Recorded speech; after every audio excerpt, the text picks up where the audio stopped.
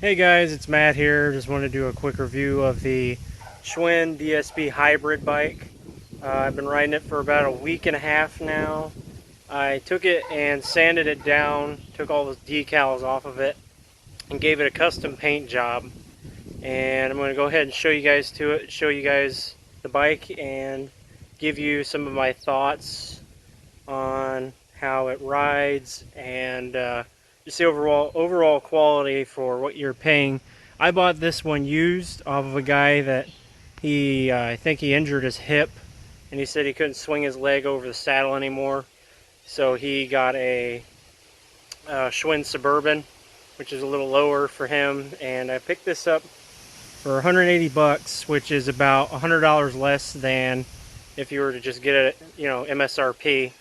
So I'm going to go ahead and show you guys what I've done to the bike and give you a little review of it. Alright, so here it is. I painted it gray with some red highlights here and there to kind of match my Jeep Renegade Trailhawk. So what I did was I sanded all this down, primed it, painted it. I masked off all this. I'll put some pictures at the end of the process. And I masked off all the parts I wasn't going to paint. But first thing I want to say is that the seat that came with it was a leather seat, which didn't have a whole lot of padding to it. So I put this one off of my mountain bike that I no longer ride. And it's a lot nicer. I got this at Walmart for probably like 15 bucks. So it rides pretty smooth.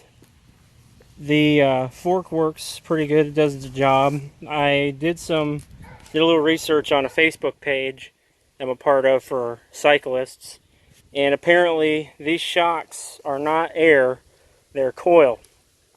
Because on mountain bikes you have like a valve right here where you can pump air into to air up your shocks.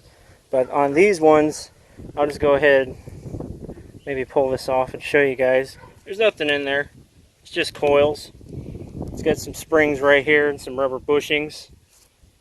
That provides your shock resistance. So we're going to go ahead and talk about the drivetrain.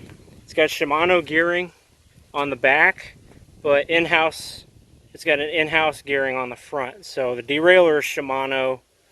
I believe, yeah, the shifters are Shimano, but this right here, that's not Shimano, that's in-house. But, it shifts really smooth. Much smoother than my mountain bike.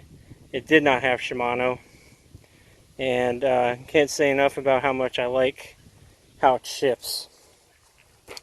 So that's going to talk about the brakes. The brakes are your simple like V brake. They work pretty well. They're not that hard to adjust. This piece right here, once you unbolt this plastic piece on the bottom with the Phillips screw, there's like 3 holes which you can use to set, your brakes. So, and then obviously, you use your cable to adjust it, but you guys probably already know this stuff. But anyhow, so some upgrades I made to it. First off, I added a cell phone holder on the handlebars. I got one of those $1 fans from the Family Dollar.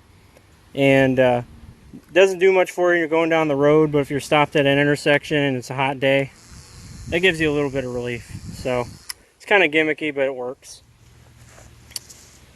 Secondly, I added this Bell bottle holder because it does, you get pretty thirsty if you're going out for a long ride. I average right now about 3.5 to 4 miles when I ride. Stay out for about an hour and a half. So, man, somebody's honking in the background. Anyway. So I added this little saddlebag right here, and I'm just going to give you guys a quick peek. It can fit a lot. Got a crescent, this little wrench tool thing. I got this some of these tools came out like a $20 Huffy bag, like a Huffy tool bag I got at Walmart. So, quality of them's iffy, but they do the trick. Obviously, I've got my Leatherman Super Tool, which I take with me everywhere, especially when I'm biking. So zip that up later. Anyway, next I got my air pump, which I took off the reflector on this to be able to fit the rack and the saddlebag. I'm going to be getting one that bolts on right there. But for now, I've just got this little LED strapped to the air pump. So I just put it like that under the bungee cords and turn it on at night. So that works.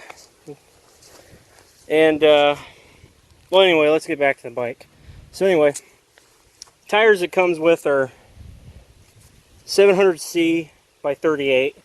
And they are pretty good in gravel, not so great in grass, but they do the trick. Really smooth on the pavement. One of the complaints I have about this bike, and I'm a mountain bike guy, so this is my first hybrid bike I've ever bought, and I've never owned a road bike. It does get a little bumpy when you're on the sidewalks. And where I live, traffic can be pretty crazy, so sometimes you'll want to weave off the road onto the sidewalk, you know, for your own safety. Which, yeah, I know. I know it's illegal in some places, but hey, whatever works, right? But anyway, you know, overall thoughts, it's a pretty good bike. It rides smooth, shifts smooth. It does pretty good in the gravel on back alleys. I'm probably going to edit in a clip or make a separate video with me riding it, just so you guys can get a better idea. But you know, it's a pretty good bike for $298 MSRP. You know, it's decent. It's got Shimano gearing, Shimano brakes. So no, those are R-Tech brakes, not Shimano. My mistake. But you know, for $298 MSRP, probably less if you get it somewhere like Walmart or Amazon. It's a pretty good bike. It's a great commuter bike, and the fastest I've got it up to was, this is on the flats, I think, was 16.5 miles per hour. And that was with me kind of, you know, pushing it. So it's not a super fast bike. It's not like a 24 speed. You know, you're probably not going to be doing 25 miles an hour. Maybe if you're like really trained and you've got this thing to its absolute maximum. Because I noticed when I was in the final gear and I was at 16.5 miles per hour, did kind of, the chain did slip a little bit. I'll have to find out what's up with that. But yeah, just a great bike. Schwinn DSB hybrid. You guys should check it out. Bye.